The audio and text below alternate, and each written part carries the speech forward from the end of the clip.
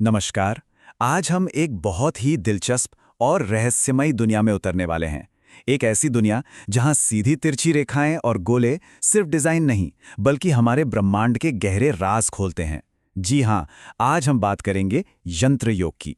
चलिए, एक सवाल से शुरू करते हैं। सोचिए जरा, क्या कोई ड्राइंग, कागज पर बना एक ज्यामितीय आकार इतना शक्तिशाली हो सकता है कि वो हमारे सोचने का तरीका, हमारी चेतना को ही बदल दे? सुनने में थोड़ा अजीब लगता है ना, पर यंत्र योग का मूल सिद्धांत यही है। तो फिर ये यंत्र योग असल में है क्या? देखिए, बहुत सीधे शब्दों में कहें तो ये एक आध्यात्मिक प्रैक्टिस है जो पवित्र ज्यामितीय आकृतियों यानी यंत्र का इस्तेमाल करती है। यंत्र शब्द का मतलब ही होता है एक उपकरण या टूल। तो जैसे एक नक्शा हमें रास्ता दिखाता है, बिल्कुल वैसे ही एक यंत्र हमारे मन को चेतना की गहराइयों तक ले जाने वाला एक विजुअल गाइड है। अब सवाल ये उठता है कि ये योग दूसरे योगों से अलग कैसे है?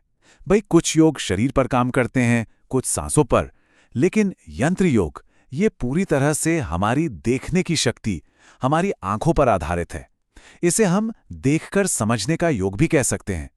इसे ऐसे समझिए, जहां कर्म योग अच्छे काम करने पर जोर देता है और मंत्र योग पवित्र ध्वनियों और उनके उच्चारण पर, वहीं यंत्र योग की पूरी प्रक्रिया वो देखने और प्रतीकों के गहरे मतलब को महसूस करने पर टिकी है। यह सच में आंखों के जरिए मन को साधने का एक बहुत ही अनोखा तरीका है। एक बात समझनी बहुत जरूरी है, ये यंत्र सिर्फ सुंदर दिखने वाली कलाकृतियां या डेकोरेशन पीस नहीं है। असल में ये ब्रह्मांड को चलाने वाले नियमों और दिव्य ऊर्जाओं के विजुअल ब्लूप्रिंट हैं। आप कल्पना कीजिए कि हमारा मन एक उलझे हुए धागे के गोले जैसा है। यंत्र पर ध्यान लगाना उस धागे को धीरे धीरे, परत दर परत सुलझाने जैसा है, ताकि हमारी ऊर्जा बिना किसी रुकावट के बह सके। अच्छा, तो अब जरा समय में पीछे चलते हैं। ये कमाल का अभ्यास आखिर आया कहां से? इसकी जड़ें बहुत गहरी हैं, भारत की प्राचीन और अक्सर गलत समझी जाने वाली तांत्रिक परंपराओं से जुड़ी हुई हैं। देखिए, शुरू में वैदिक काल में ध्वनि यानी मंत्र और अनुष्ठान यानी कर्म पर ज्यादा जोर था, लेकिन फिर धीरे धीरे, खास तौर से शाक्त और शैव परंपराओं में, यह महसूस किया गया कि जो आध्यात्मिक सच शब्दों से परे हैं, उन्हें चित्रों के जरिए भी तो दिखाया जा सकता है। और बस यहीं से यंत्रों का महत्व बढ़ने लगा। और इसका सबसे बड़ा और सबसे सुंदर उदाहरण है श्री यंत्र। ये शायद सबसे प्रसिद्ध यंत्र है, पर ये सिर्फ एक चित्र नहीं है, ये पूरे ब्रह्मांड का नक्शा है। यह दिखाता है कि कैसे ब्रह्मांड की स्थिर चेतना यानी शिव और उसकी रचनात्मक ऊर्जा यानी शक्ति एक साथ मिलकर एक दिव्य नृत्य करते हैं, और उसी से इस पूरी सृष्टि की रचना होती है।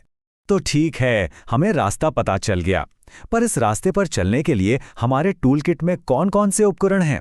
चलिए यंत्रों की इस जादुई दुनिया में झांकते हैं और इनके कुछ मुख्य प्रकारों को समझते हैं। मोटे तौर पर यंत्र 4 तरह के होते हैं।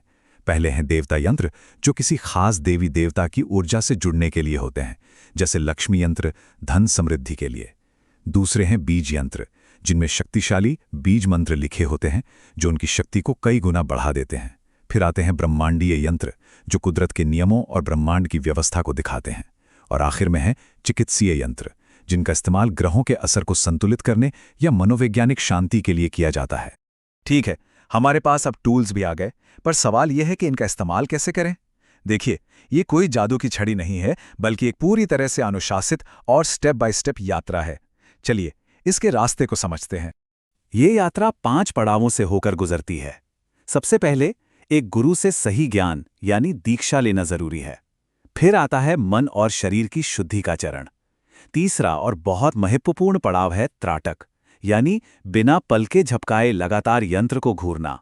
इसका मकसद है मन को एक बिंदु पर टिकाना।